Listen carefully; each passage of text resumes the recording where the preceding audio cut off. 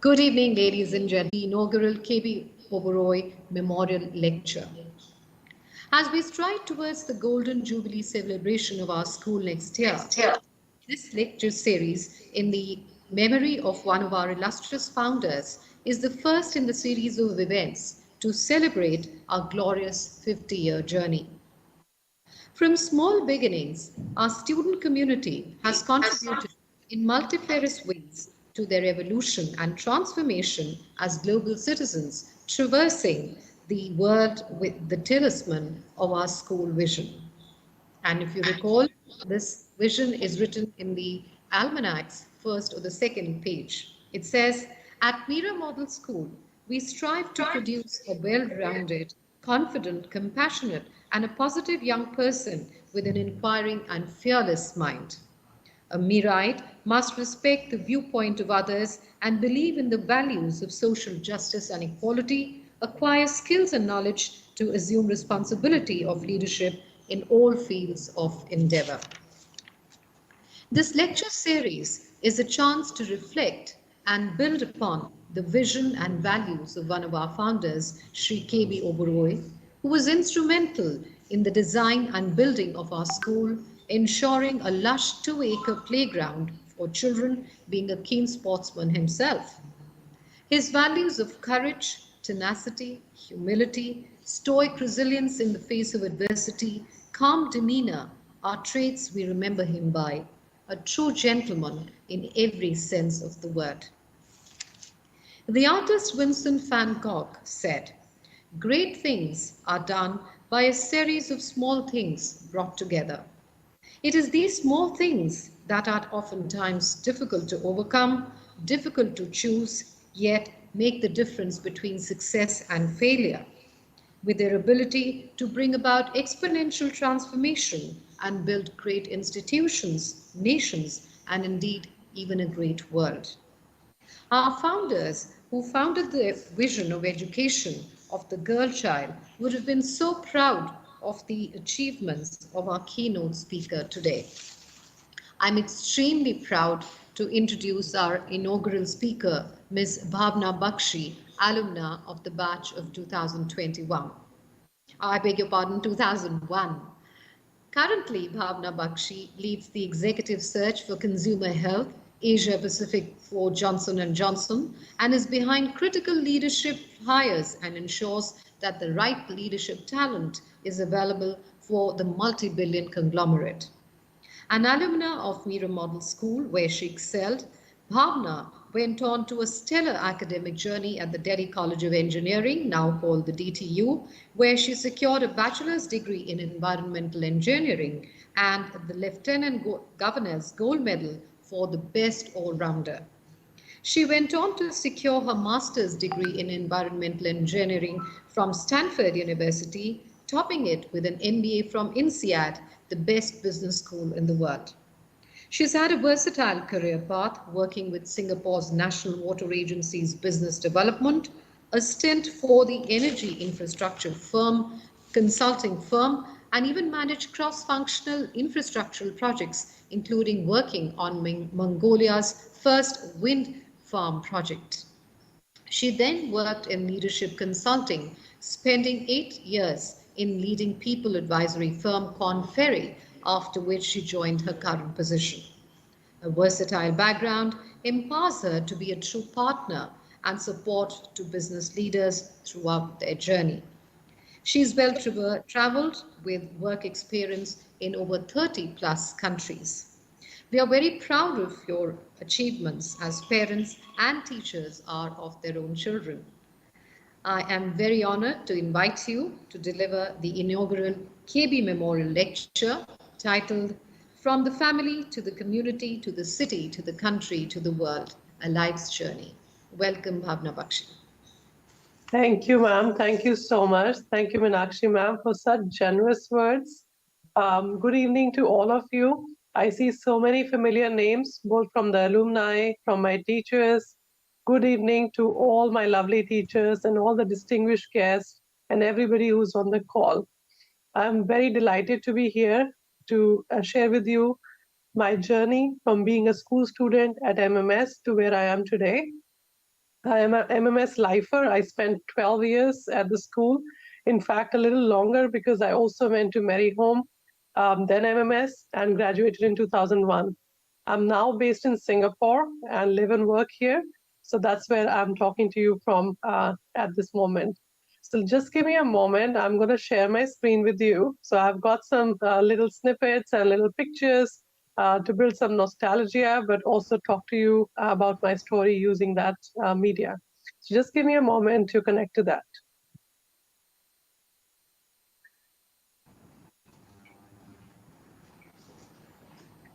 So I hope all of you are able to share my screen, see my screen on your end.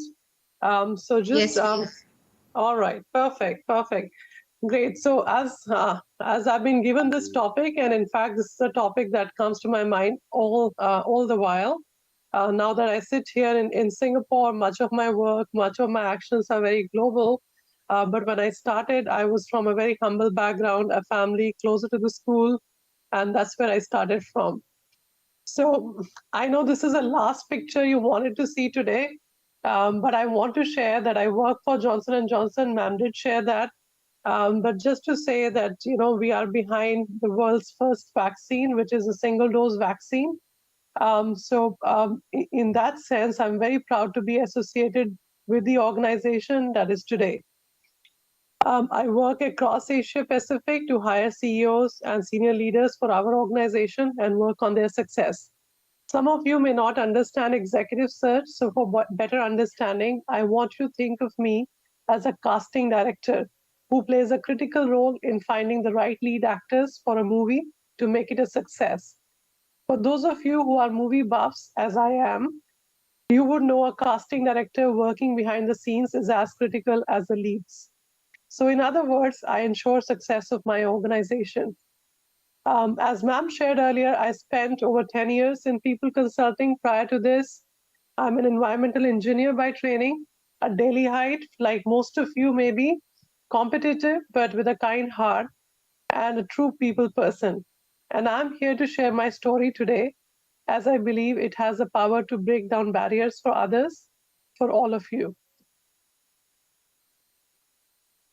So when we look at this picture, this is 2011.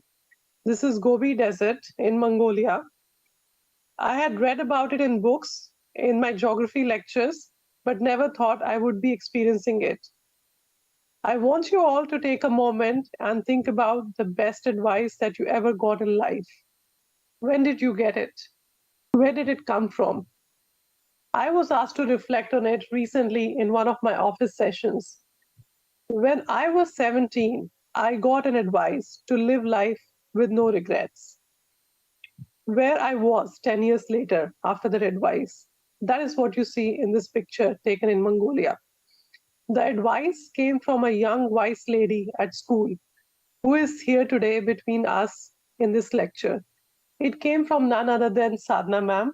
I hope, ma'am, you will recall that end of the overnight leadership camp in 2001 in the school where we spent more than 24 hours together. In one of the early morning candid chats, you shared your experiences and urged us to live a life without any regrets. And it stuck with me for years. During my university, during my work life, and when I got a chance to do an internship during my MBA in Mongolia, in middle of the desert, to build a wind farm there, I took up that challenge. I grabbed it, all because of those simple words that I heard from you. In Mongolia, middle of the Gobi Desert, celebrating life, a little advice can give you courage to do what you believe in. Let me share a little bit more about this journey at school that shaped me who I am. I was not always the same. I started like most of you, coming from neighborhood, as I mentioned before, and a family which aspired to give me good education and a career. I was noticeable because I was tall. But over the years, the school gave me specific opportunities to interact, mingle, and discover myself, and to form an identity. When I was 11, I got a chance to participate in a painting competition at the Ukrainian embassy in Delhi. At that early an age, I sat with the best of the best from schools all over Delhi to compete. but also to learn how to interact in a new environment. A month later, I was called to the reception to meet and receive a prize from a Ukrainian diplomat, as supposedly I did well. I was shy, but I saw Miss Moini Oberoi ma'am standing there to cheer me up, wiping the chalk off my face and to rejoice in my success. She never forgot my name thereafter and always greeted me in the corridors after my assembly. At the same time, her belief in me kept me going to do new and different each time. When you have leaders such as them at the school, teachers who are gem, and trying to get best of each students, I always felt I was in good hands. My parents may not have known this all when they chose a school for me, but my evolving journey only affirmed our belief in what impact a good foundation can have on a child. This picture was taken 3 months before the graduation, before passing out from the school. I had built friends, a community, and a lot of resilience to face the real world. I think it was all because I was receptive to ideas, to new experiences, and to change. So that's one of my major themes today for the talk. I would urge you all to be very receptive to the ideas, to the suggestions coming from your mentors, coming from your teachers, coming from the environment around you. And more importantly, the school never failed to impart us the freedom to experiment or giving a platform to try out new things. From participating in one-time events to debates, a place to learning the volunteer work, I had it all. As we know in the world today, having that volunteer experience was very, very critical. I got associated with SPICMECE, the organization behind the promotion of Indian classical music. I hope we still have it at school in these days, in my ninth standard. It was at the behest of Bhala sir and later on through Meeta ma'am that I got the exposure to organizing events, making things happen at a large scale. As you can imagine, it was very intimidating at the start. But when things started to shape up, I realized the positive impact on my personality, how I was changing from being an academic focused girl living in my own bubble to getting to know the world. During my last 4 years with school, I got the opportunity to lead our school in science events, cultural events, literary events. Building a science model can be seen sometimes as a burden, but if you get the right guidance, if you discover new things via that, you could experience a lot more. So together with my friend, I was able to build a science model with the guidance from a teacher, which actually took me to different places, from a district level to a national level to an inter-school, and in fact, winning a scientific competition that took me to the India International Center at a very major event. So small things that actually lead to the big things. Another example is that when our team won the first ever telescope making inter-school event at the Nehru Planetarium, it was a testimony to our resilience. None of the schools there took us seriously, but with a team which was built from the levels, across the levels, we had people participating, who were our seniors, who were our juniors, and a lot of discipline and the teacher involvement. We emerged as winners to everybody's surprise. These events gave me the confidence, made me bold, and made me very thankful to my school for giving me that platform. I was also able to tell my parents that I want to be an engineer rather than being a doctor, having tasted what astronomy was like, what an astronaut was, what an engineering could lead me to in future. We may not know what is out there if we do not get the right exposure at the right time. Also, we need to be very receptive to raise our hand and be open to these experiences. These interactions and opportunities at the school make me who I am. They open me up. They open me up to what is out there. The possibilities to be an astronaut, to be an engineer, to be an artist, and represent our country in future. I got an admission to Delhi College of Engineering, as ma'am mentioned earlier. I passed with flying colors from the school. I even got the Miss MMS title. It meant a lot to me at that time. I was ready to transition to being a city girl. Moving forward 4 years, this is year 2005, last year of my undergrad in Delhi College of Engineering. I spent 4 years studying hard, but also playing hard. I wanted to learn more. I wanted to improve my team skills. In my 4 years, I kept my focus on academics, but also on expanding other skills. I took up sports. We made the best girls basketball team ever for our college, winning all possible events in year 2005.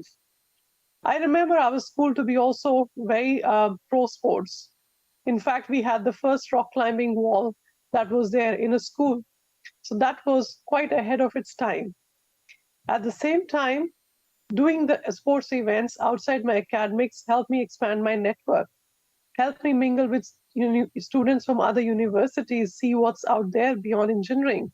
It also challenged me and also helped me to become more extroverted. Courtesy, what I started in school in Spikmeke, leading it for my college also became natural. I went on to organize events, interacting with the artists. Here you see me with Miss Aruna Roy. She's a Magsaysay Award winner for her grassroots work and also for her work on Right to Information Act. I stayed with her for a month in a remote village on a Spikmeke scholarship, shadowing her and learning her work across the struggles in the village and working for the rights of the underprivileged. I learned to stay without electricity, cook my own meals, understand the difficulties of living in a village, sometimes without basic amenities, and working on the change programs. These experiences make me do more for my society beyond the learning and beyond the work. At this point, you might think, what has this experience got to do with what I wanted to be, an engineer or a practicing engineer later on in environmental engineering? I did ask me the same question, but I felt compelled. My heart said, I need to experience something different. I need to stretch myself. I need to be also aware of what's around me at the grassroots level. And therefore, I went for it. And my father was very against it. In fact, he went there. He sat there for a while. He didn't have the heart to leave me out there, but he did that. In this picture, you see us in a Paka house, in the house of Aruna Roy's husband. But most of the time, I spent in a mud house, living with her, experiencing conditions that might itself be harsh. Being a city girl, it was very different to stay there and live there, but that shaped me up. That made me also up for any challenges that might come up in future. So the point I wanted to make here is that even studying in the best of the engineering college, I felt the need to continue to build myself for more and more in future. Going forward, I took some time to actually find this clipping from Tribune. I don't have the actual newspaper, but I was pleasantly surprised when I read this in Tribune about getting awarded the gold medal at my DCE convocation. I could not even attend the event, and as I had graduated and I was in Singapore by that time.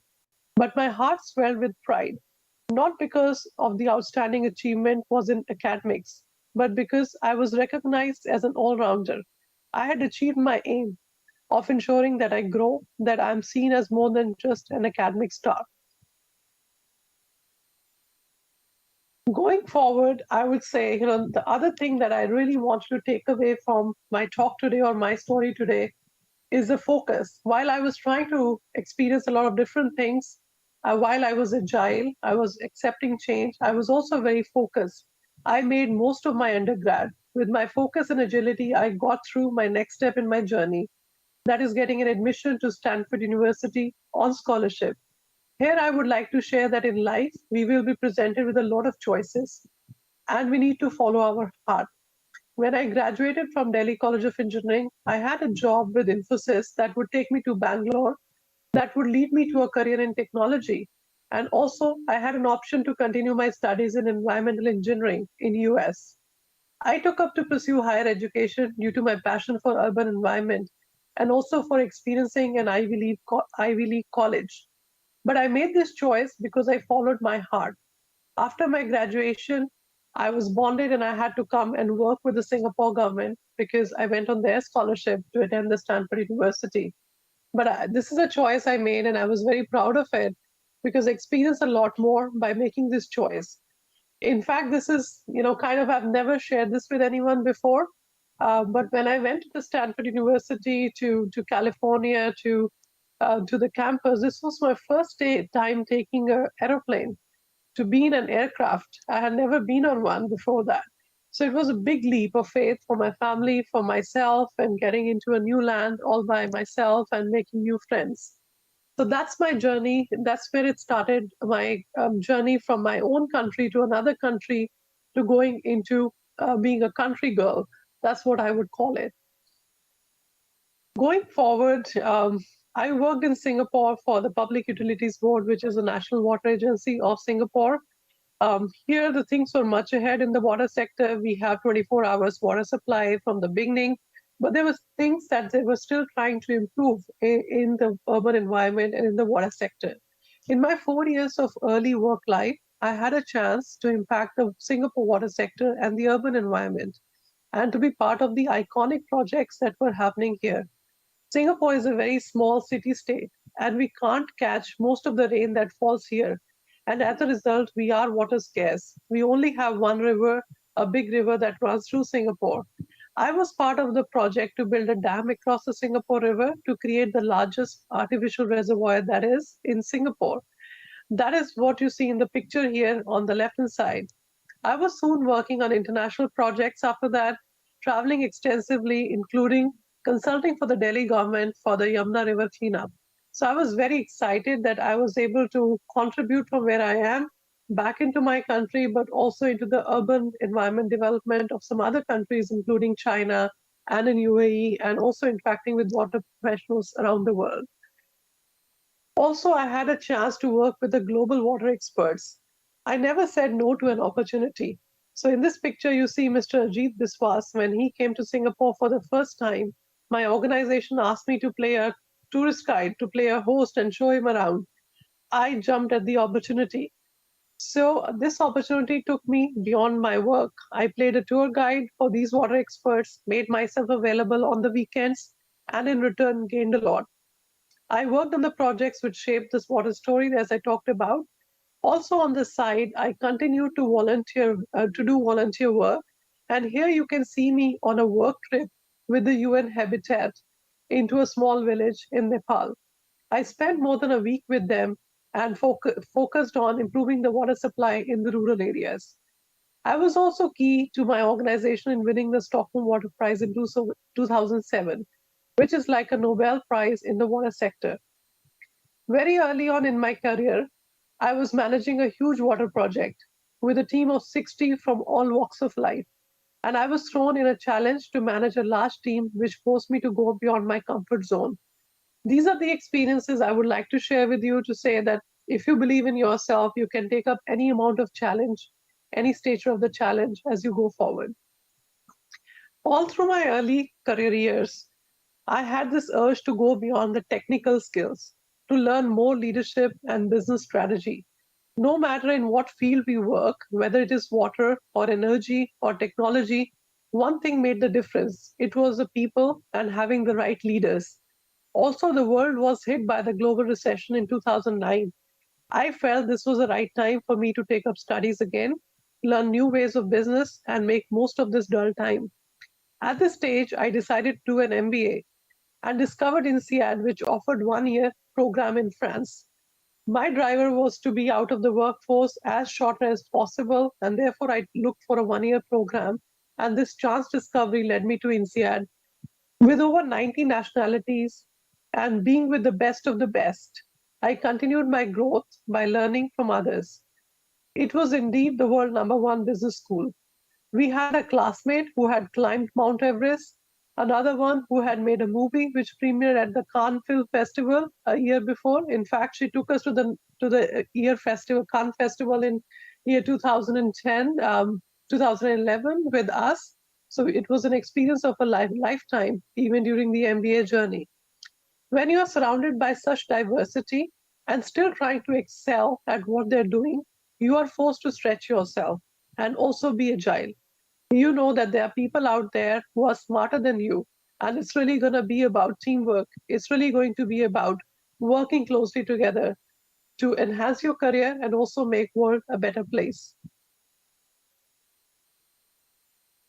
During INSEAD, I worked on commercial projects, grabbed chances to work in emerging countries like Mongolia during my internship, and prepared myself for career in consulting, and more specifically, people consulting.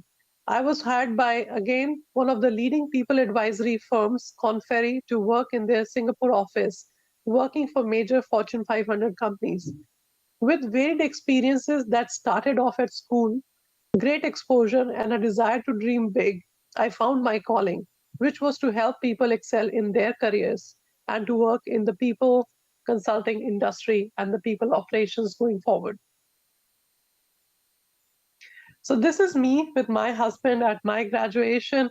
I was a global citizen, having worked and lived in 3 continents of the world. Yes, you can't forget from where you start. Also, without the family support, you can't propel forward. I am from an ordinary family. My father invested a lot in my education. I pursued my MBA after my marriage, and my husband supported my education and propelled my journey forward. As a student learner, I would suggest to involve your family in your decisions. Share your dreams with them early on, and don't hesitate to ask for support to pursue your passions. That is exactly what I did to get to where I am. I would also say that each journey has their ups and downs. I have sustained multiple sports injuries from being so active and had to manage my lifestyle after the injuries and to stay fit. I had multiple surgeries, but that doesn't normally stop me even today from learning a new trade. I talked about choices earlier, and you could always think the grass is greener on the other side. Like when I decided to take up a scholarship and go to the Stanford for my studies, I had to commit to come to Singapore after Stanford. I had a third choice too. I had a choice to join University of Urbana-Champaign at Illinois, but with lesser financial support. I kept thinking if I made the right choice. But when I realized how vibrant in Asia I felt, working with the people in Asia, the pleasure of starting my working life here in Singapore versus US after my graduation, I felt my choice was right and I felt really contented with it. But failing and failures should not let us stop. It is not just me, but my peers who have excelled and blossomed in their careers. If I look around me, everybody has found their calling. So you might have studied science, but you might today be in a different profession. I also had colleagues and students who worked with me, who studied with me. I'll give you a specific example of a girl who studied with me in the engineering college, but she realized after first year that she's actually quite interested in architecture, and she went on to pursue that and is very successful today. And she has come one big round to study industrial design, and she's working with Facebook today. So it's very hard to predict your journey, but what has worked in my case is actually following the passions. Also, I see that people have blossomed, including myself, because of the strong values that we gained from where we started at the school, in our family, and also the strong foundation that we built starting out. Going forward, I would also like to share no matter where you are in the world, your friends, your community, your school will be within you.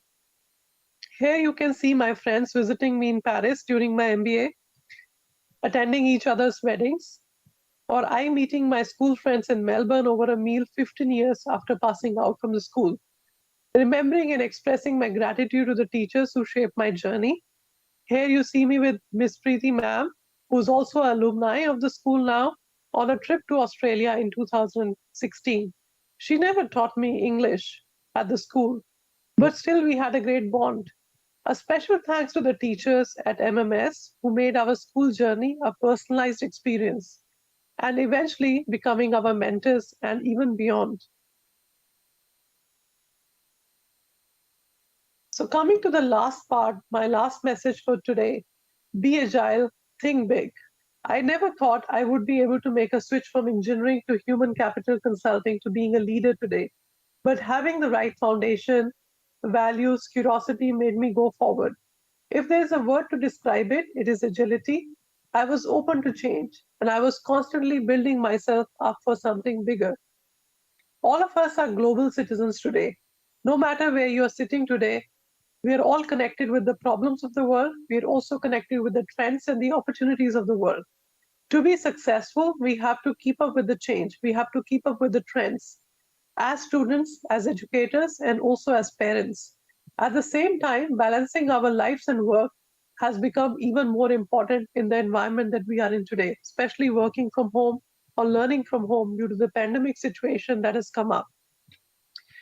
My doing MBA after marriage is a classic example of balancing work and life. But even today, as a young mom of two children, two daughters who are aged 2 and 6, I face this constant pressure of balancing work and life. But I'm so happy that being agile and thinking big had helped me discover my calling, my passion for people, working in the leadership consulting, constantly working with the teams and organizations and individuals to make them successful. I would say I feel my journey is truly global. I would call myself a global citizen. And what I do today has a bigger impact, has an impact to what is happening in the world. Let me talk a little bit about the newest generation, whom we call as millennials. I believe there might be a lot of them on the call today, anyone who is less than 35 years of age. So it would be the current students, people who have graduated recently. Studies say, and it is seen that when you all will graduate and get into the working careers, improving the society will be your primary driver, not fame, not money.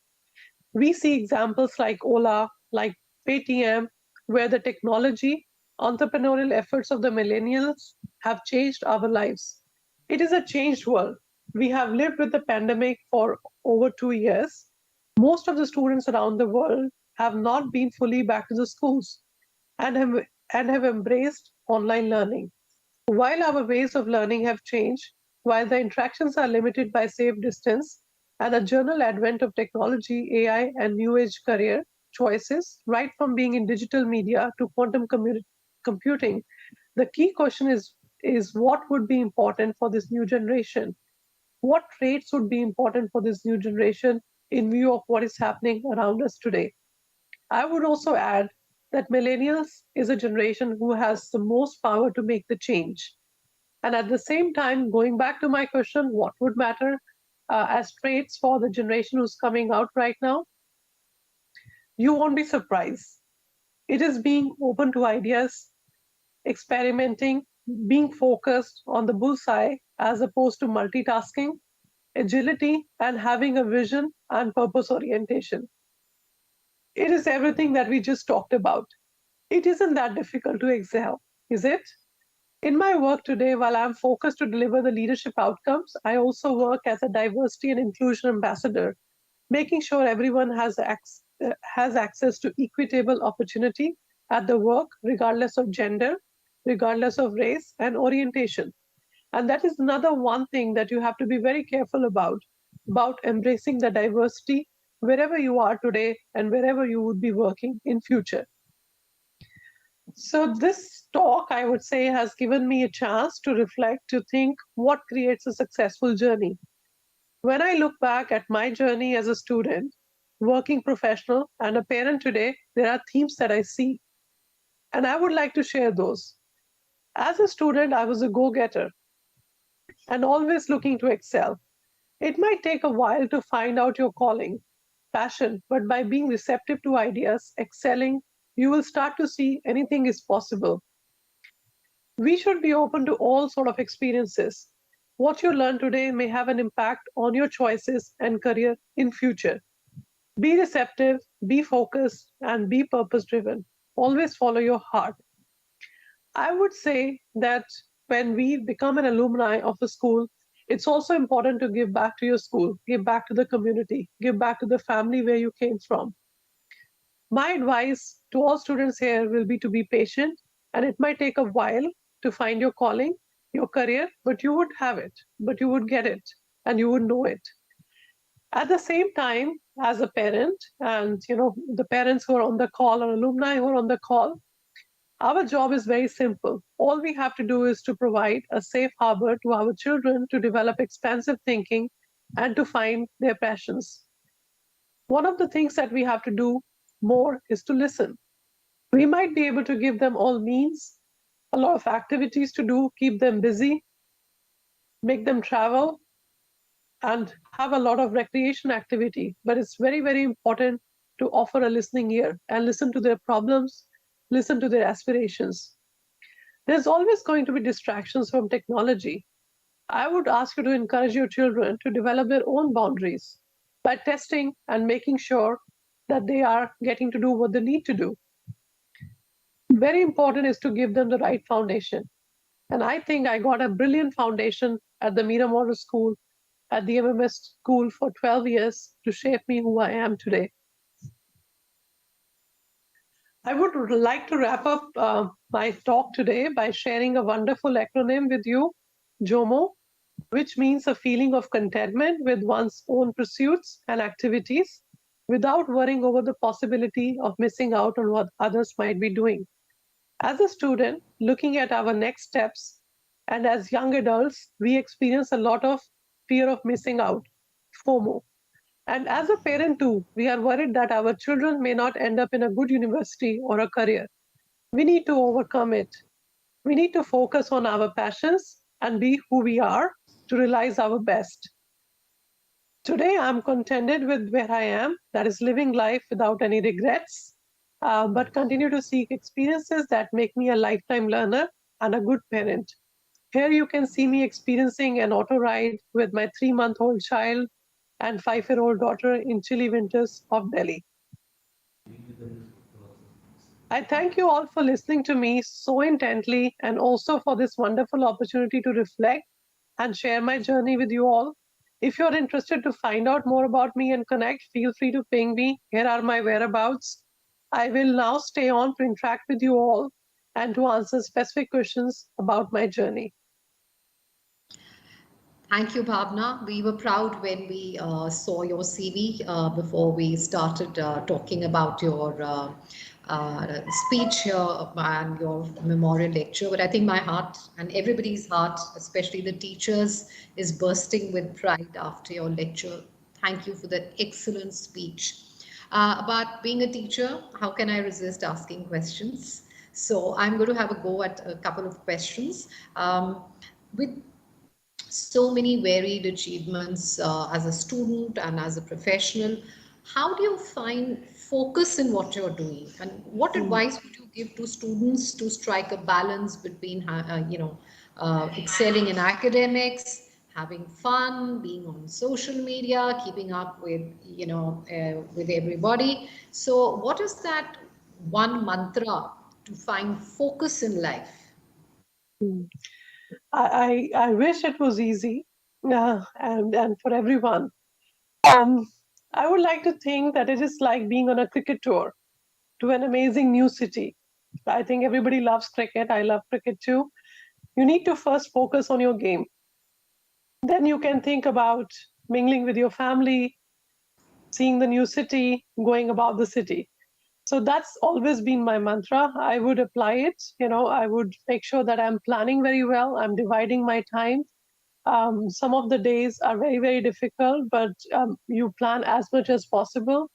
You could have a cheat day, or you could have a moment where it's very difficult to manage it all, and you can overcome that by making up for it. So I would say it's very hard, but very early on in your career, especially as a student, especially, and also we just talked about the advent of technology, social media, and the kind of opportunities you have to experience new things, you might be pulled in different directions. So I think every time we have to go back to what we're trying to achieve, what we are passionate about. And as I said, think about planning, things about dividing the time, and have some checks and barriers on yourself. That's it. That is something I think that would work. Okay. I would also say that focus on your health. Sometimes we are focusing on academics and a lot of other things that are out there, but we're not focusing a lot on our health. It is good to pick up a hobby very early on in your life that doesn't need any equipment. So, I might have learned a lot of things, but you can't do it, without an equipment. So, learning yoga or anything else that works for you that could stay with you even when you're traveling, even when everything becomes intense, you have to keep yourself stress free by exercising that hobby. That's what I would say. Okay. Now, your career path has been very wide and varied. Did it happen by chance, or you took chances, or was it a calculated decision when you went on to uncharted courses? Right.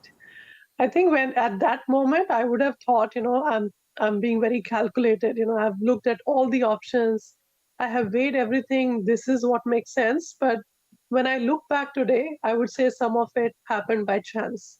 For example, very early in my career, choosing, the very first big decision that a student is faced with is what stream are we going to go into? Are we going to do medical? Are we going to do arts? And most of the time, it is without having an inkling of where it would lead you to. What are the professions that it links with? So I think I was also a novice. I took up medical and I didn't end up pursuing it, right? So that's a classic example of making a choice with all the calculations, but it was not a fair choice. So rather, I did engineering. Also, I would say later on in my career, I think as you get more aware, as you talk to more people, and I would encourage the students to talk to alumni, to talk to the faculty, to talk to people who are available around you to get as much perspectives as possible to make your choices. And those choices became easier when I was in the engineering school, trying to go for my next step. But even then, sometimes you do have doubts, right? So that's also very normal. Um, at the same time, I would say I'm very curious by nature, so I do sometimes spread myself very thin. I continue, even today, I continuously study world history, or I would look at the natural history. I'm very curious about it, even though I didn't pursue science. So it really depends on your interest. Um, so choices could become very thoughtful as you go forward, but in the beginning, it could be by choice, and that's fine.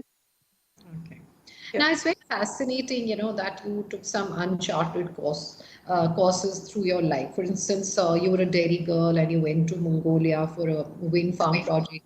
You went to, you went with Aruna Roy's, who's a Maxise Award winner, and went and worked in remote village where there were hardly any basic amenities. So, how did you cope up with that? The desolation of the desert, or the deprivation of a village in Bihar. So, what is that inner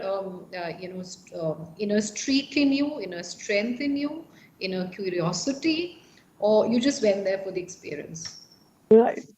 So I think the first experience actually, placed me better for the second experience. So if I talk about the experience of going to the village and working with Arna Roy, I think that prepared me for the later experience. But for the first experience, it was really curiosity. It was really stretching myself. And once I reached there, there were two other students from different parts of India who were actually there. So when you see there are other people as curious as you are, they are willing to do it, you are willing to do it.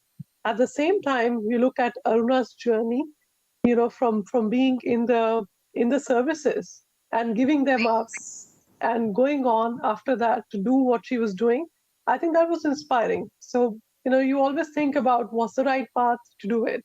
At the same time, we also got to experience her husband's journey, who's Bunker Roy, and he had a developmental path, right? So it was experiencing a lot of new things over there that, you just forgot about all the other barriers that were happening around you. We had to carry like a pot of water on our head to bring back for the drinking water, so that was very unusual. But that was not the experience that we were there for. And there were a lot of other things that we experienced by just being there. So at the same time, when I went to Mongolia, I was a bit more prepared. So when I was going there, I talked to people who had went to Afghanistan, for example. So I spoke to a girl who did that, and I was like, if she could do it, this is easy. There's no conflict. It's just that it's lesser people. I might not find like-minded people. It might be difficult. Language might be a challenge. I also relied on my friends to introduce me to people who might know people in Mongolia. So via that route, I discovered one or two individuals that welcomed me there.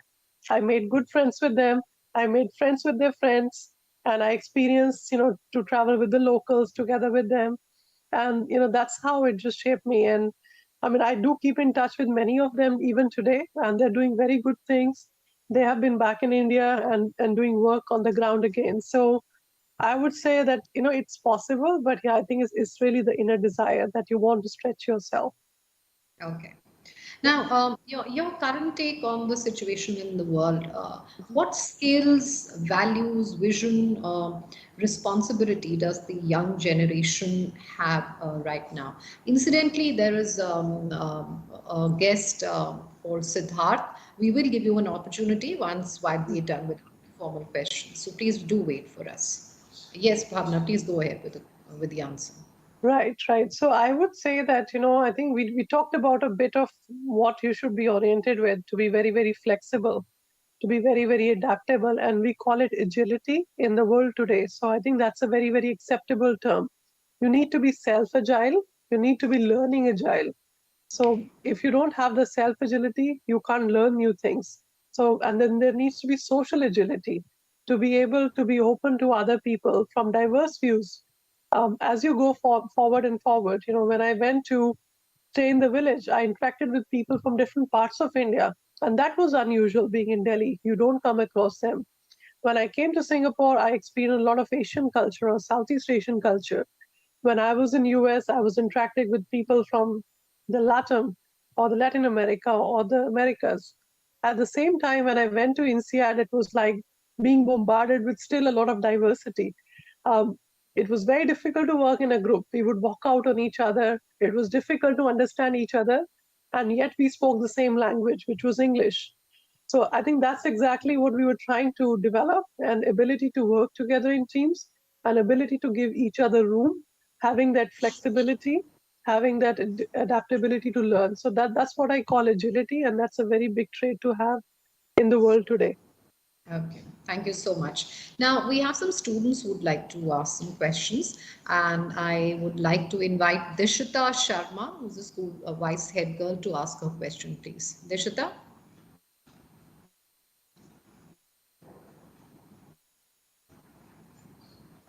Dishita, please ask your question.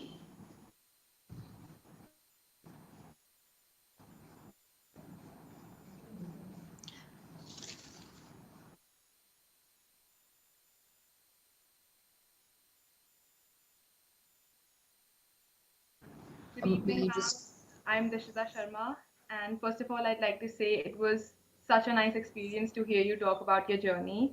And my question for you is, was there something that you did differently from your co-workers or peers that helped you in your career? Great, Dishita. Nice to see you, and thanks for the question. Thanks for the comment as well. I would say, I was not trying to be different. So I think that was something different. I was trying to be who I am. So I think that's we always were told, right, be who you are, and you're under so much pressure to behave in a certain way when you enter a certain setting, and you walk into a different environment, you're asked to dress up in a certain way, and or you speak in a certain way or behave in a certain way, which is all right, I think, at the face value. But I think what I worked on was being who I am. There's a line that I learned again at school, in English, maintain your grain, so that's a Shakespearean word for the basic nature of yourself would not change, right? So I think you see that everywhere in every walk of life, when you look at celebrities who are successful, when you look at the CEOs, when you look at, the CEO of Google, Sundar Pichai, he is who he is, right? He's an Indian at heart. There's no pretense. So I think being who you are is how you can be very different from everybody else. Thank you, ma'am. Most welcome. okay, ma'am. The next question is from Drishti Gulati. She's a school head girl. Hi, Drishti. Good evening, ma'am. Ma'am, we are greatly inspired with your beautiful journey. Ma'am, but my question to you is there might have been times when you did not get what you were expecting. How does one deal with such situations and keep one's motivation level high? Right. I think there are many a times like that, like, so even a small thing could actually put you back. So when I was preparing for my engineering exams, I think for everybody, the aim is IITs, right? So I didn't even pass the screening for IIT. So that could be a disappointment. And then you look right and left and center. There are people who have actually passed the screening, right? Now they will be preparing for the mains, right? So you're left out. It's the same group of people who are preparing for the same set of things. You are doing it together, but after a while, you're not in that journey. So that could be a setback, right? So I perhaps did view it as a setback when I was at school, more so because I thought other people would perceive it as a setback. So I think the way to overcome that is to think that, it's your own journey. You're going to be impacted. Don't think about what others are thinking. Be focused on what you want, right? So I think that that's how I actually overcame that. And at many walks, at many points in time, you would have that, right? So when we are in a working career, most of the time we are after looking at our next role. You might be in a country role, you want to go into a regional role, you want to go into a global role, but you might not have the same level of ability, especially when you have a family, you're trying to balance the work with your life, right? So you might have constraints and you might miss out on certain opportunities. But again, I think the idea is to look at your own journey, what you're trying to achieve for yourself, and not compare yourself with anyone else out there, because all of us are so different from each other. Yeah, did I answer your question? Yes, ma'am. Thank you, ma'am, for your true words. Thank you. Our next question is from Nitya Ahuja, who's the school editor. Nitya, please go ahead. Good evening, ma'am. I'm really Hi. inspired by your thoughts. Yes, ma'am. So my question is, how do you measure success? Right.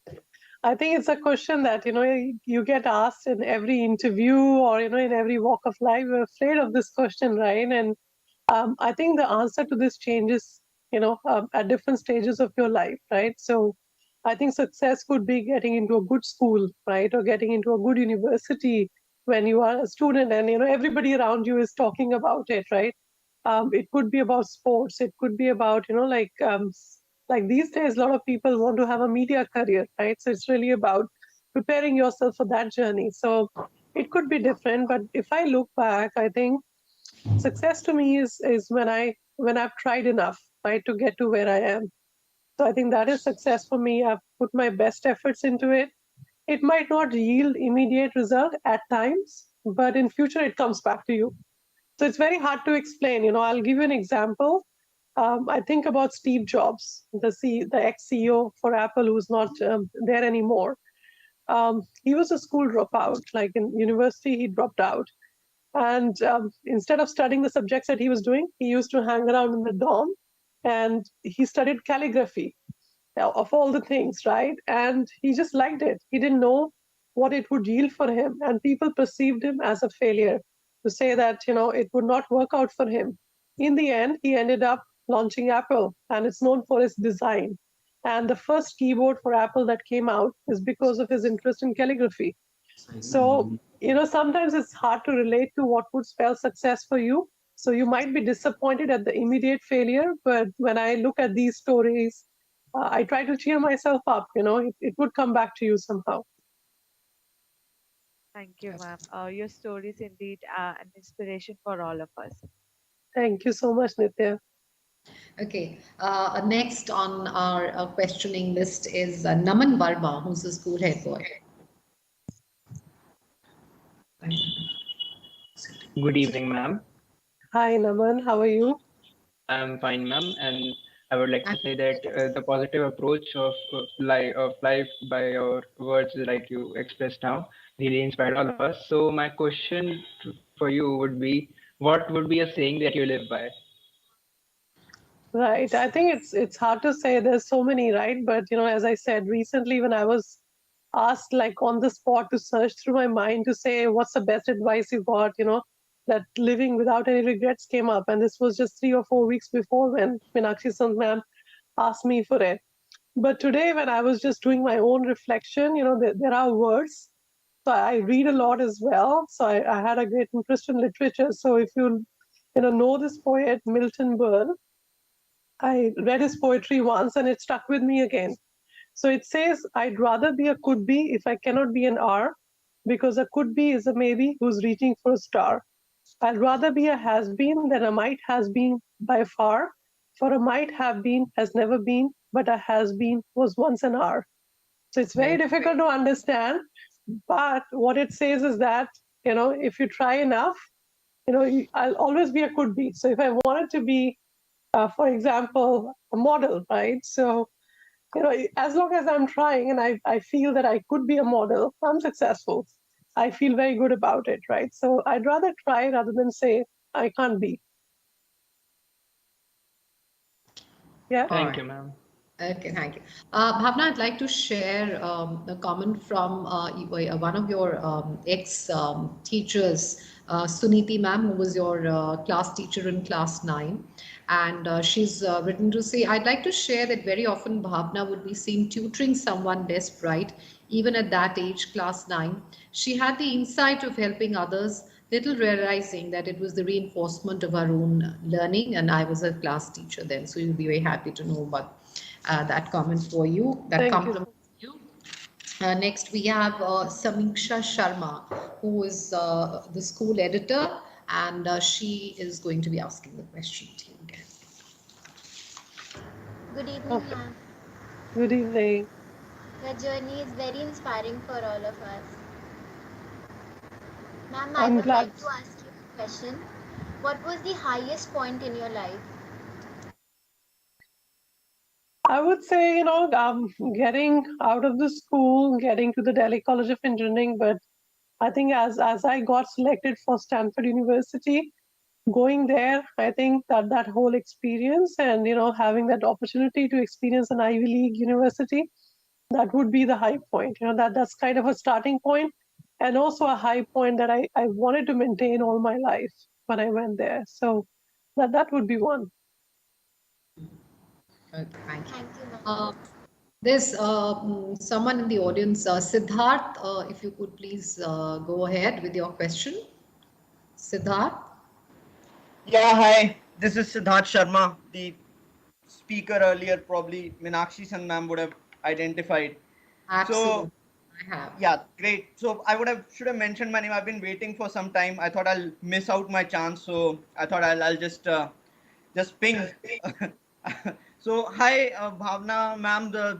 Great to see you and amazing, you know, uh, qualifications that you've achieved. That's really fantastic. So basically, I don't know if you identify me, but I'm Abhishek Sood's younger brother. Perfect. So Yeah. there used to be like a lot of chit chat about you at our house that Bhavna is the topper, and I can pretty much see now that why is that this is really remarkable and you've come a long way. So my question is basically a quick brief about me. I'm a batch 2006 pass out. I'm currently working as an associate vice president with the Royal Bank of Scotland. I've been to IIM Ahmedabad and regularly keep touch with the Mira model to just help the students. And that's where my question is that how do you think, with your, superb experience, how you can help the students of this school?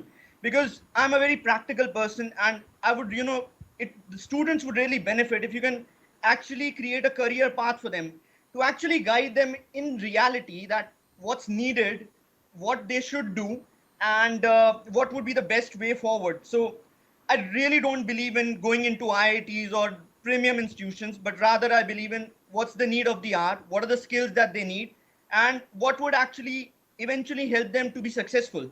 So, practical stuff which is valuable when we work every day. That's what I'm looking for. So it would be great if you can guide students or share your experience or help them out that if someone wants to be an executive search professional or wants to get into environmental studies, what he should do as a student without the frills of going to the best B schools of the world, but rather just getting those skills. So that would be my question, and that would be really great if you can help the students of Mira model. Right, right. No, I think it's a fair ask, and thanks, Siddharth, for asking this question and also the ask in itself. Um, I would just say that, I hated the word topper. It kind of put undue pressure on you at every stage and every, activity that you took up. So I think I was always, trying to take that tag away from me It all was this on my while. brother. The pressure was on Abhishek, not me.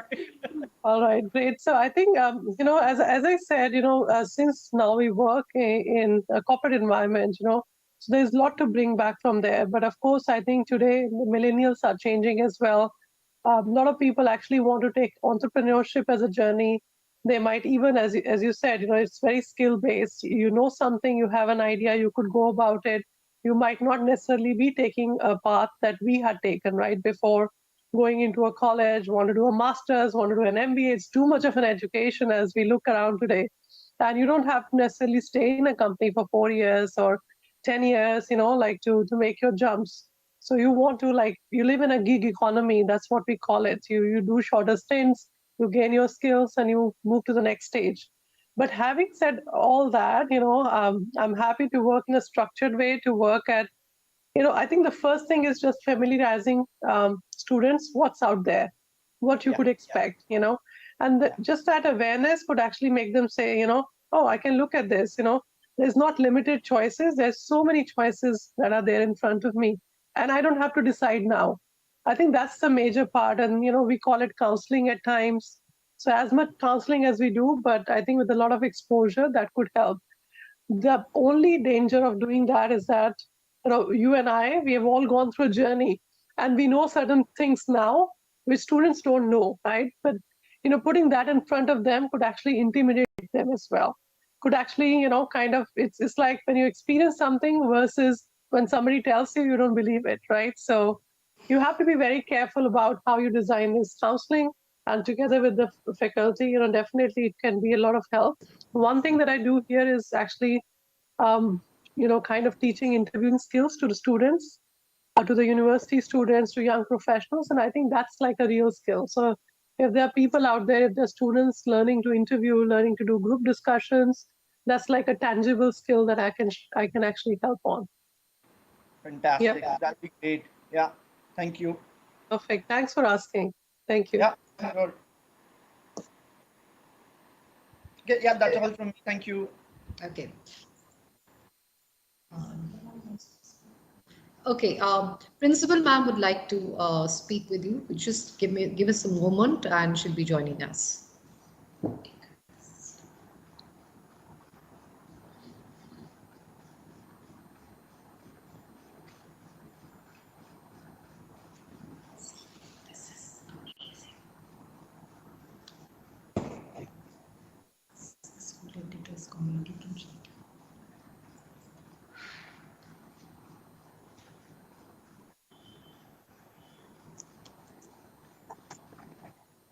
Just a moment till ma'am joins us. Just be a little sorry for that little gap, but she should be there any minute now.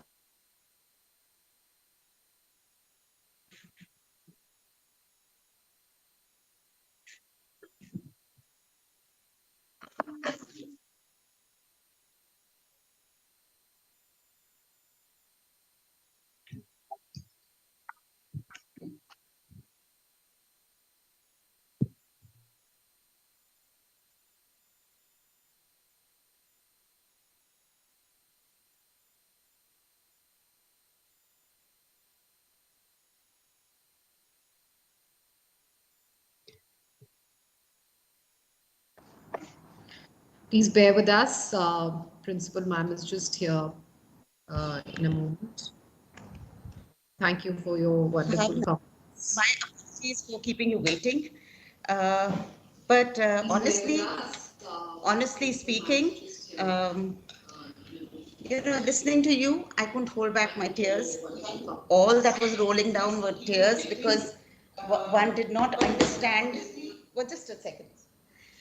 I never realized, or now it's a learning for all the teachers sitting there, that any little thing that you say can make such an impact. I mean, I'm feeling very humbled in one sense, and secondly, you're attributing too much credit to us because you always had to knew, and I think the seeds were sown by your parents to begin with, and they chose the school for you. And people are working on wind energy, and they're talking about sustainability, and they're talking about the goals, UN goals, and all that.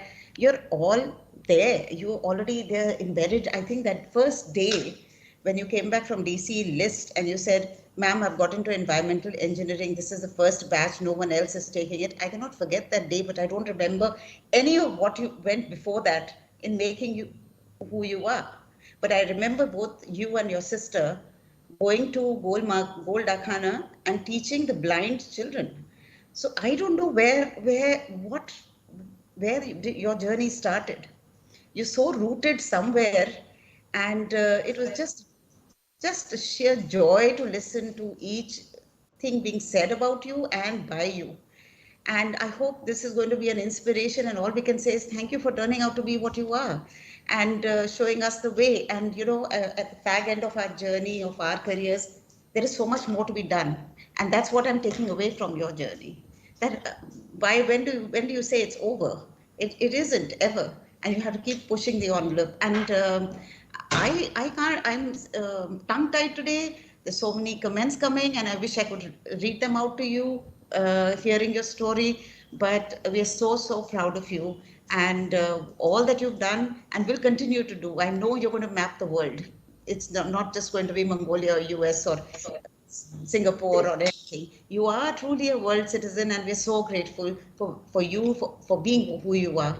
And to begin this lecture series from you in itself is pure joy. I mean, who could have been better? And I was told by a batch of 2005, one person wrote, said, the only person I would invite to speak is Bhawna Bakshi. And this conversation took place 3 years back. And it turned into reality today. So thank you so much. And we'll keep watching you because we want to know how life unfolds for you. Just a big thank you. No, I think you don't need to thank me. And as I said, this was such a great opportunity. It's kind of out there, and it was just waiting for it to happen. I'm so glad to see you, ma'am, and I'm so glad to see all the names and also all the comments, and I don't think I attributed more than, enough. And I think one thing I did was I never shied away about talking about my school to anyone I met, So always when you're starting out, this question is, where do you come from? And I was like, have you heard about this school?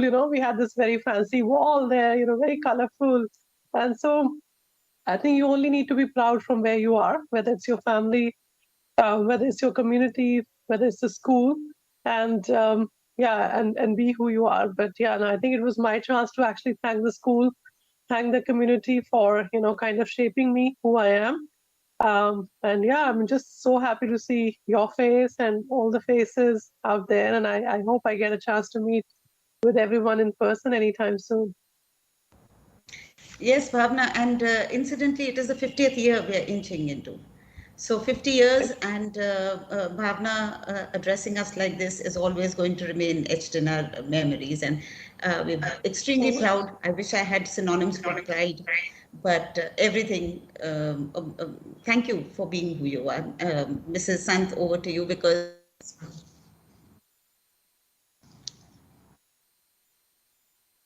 Can't hear you. Ma'am, you've got muted. Okay, I'm sorry, but see how old I'm getting. So, but I have to learn the new skills to survive in this tech savvy world. But I was just saying that if Mrs. Oberoi had been sitting here, she would have made sure that she listened to your interview at least 10 times because she would have swelled with pride. And wherever she is, she sends her blessings to you. And keep shining, keep making a difference, and continue to be the world citizen that you are. Thank you for being here today. Thanks. Thank you so much, ma'am. Thank you so much. On behalf of the Oberoi Education Society, principal of Mira Model School, I would like to thank Ms. Bhawna Bakshi for sharing her life's journey and wisdom with the audience today and giving a splendid start to the KB Oberoi Memorial Lecture Series. I thank all the members of the audience for joining us, and I hope you had many takeaways from this lecture. Thank you very much for being here. Good night. Jai Hind. Namaskar. Thank you. Thank you so much.